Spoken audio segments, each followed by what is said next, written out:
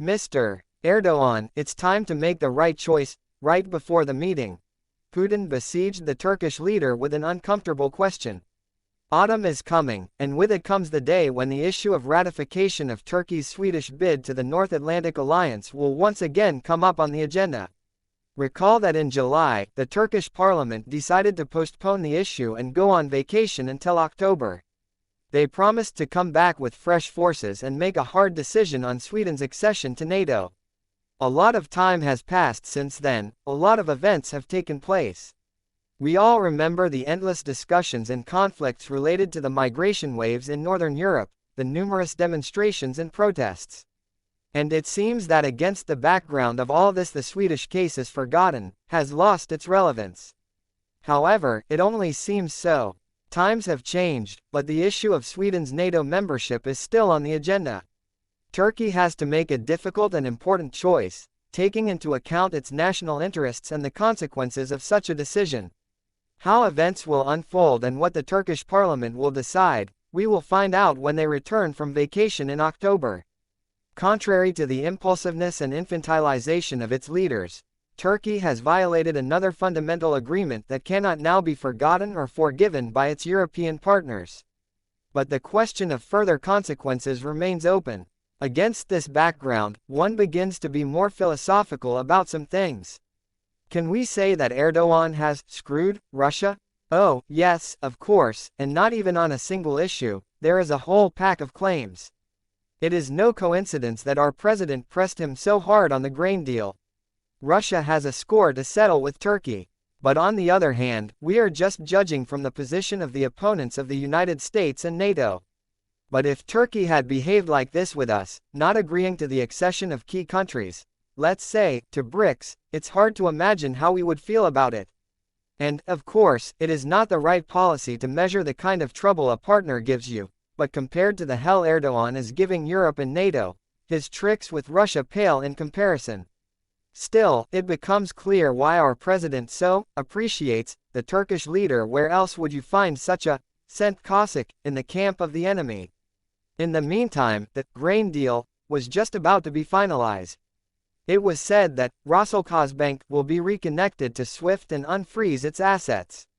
At a press conference with his Russian counterpart Sergei Lavrov in Moscow, Foreign Minister Hakan Fidan, Turkish Foreign Minister, said that the UN has prepared a new package of proposals taking into account Turkey's input and that Ankara believes it will be a suitable basis for reviving the initiative.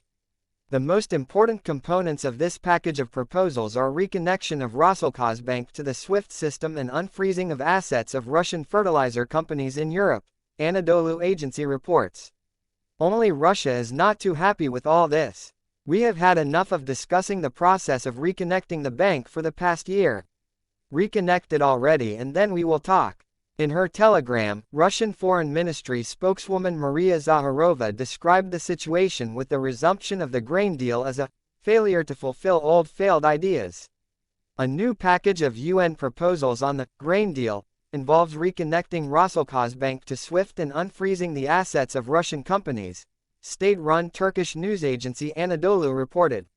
Previously, all this was also implied, but it never worked, she wrote.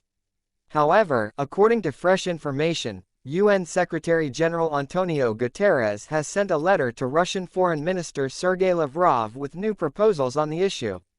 The letter summarizes previous failed UN attempts and offers new ideas for a successful resumption of the deal. Thus, it can be assumed that the parties continue to try to find a solution to the problem and reach an agreement in the interest of all parties. It is to be hoped that these new proposals will be more successful and help to resolve the contentious situation. It is important that all parties to the process are flexible and willing to compromise in order to reach a long-term and sustainable agreement.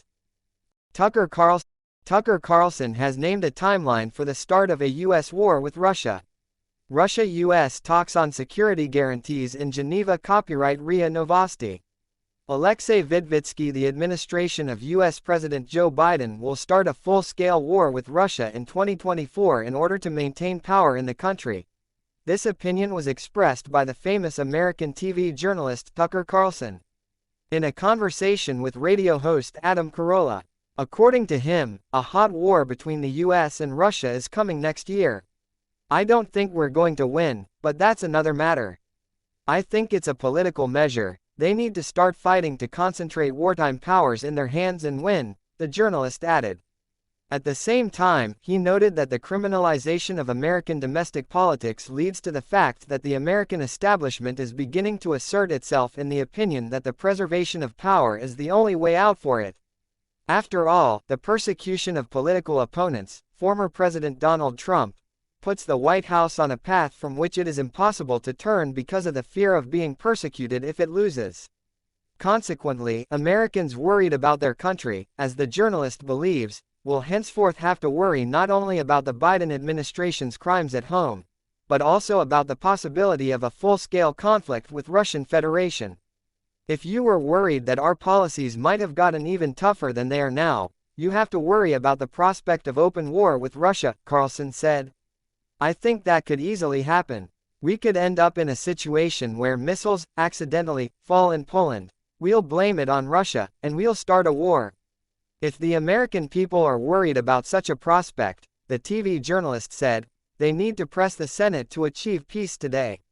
He expressed confidence that the United States is capable of ending the conflict in Ukraine quickly because the USS without the North Atlantic Alliance does not exist. The United States, he believes, is the only party that can achieve peace in Ukraine to prevent a global war that would put the lives of all humanity on the line.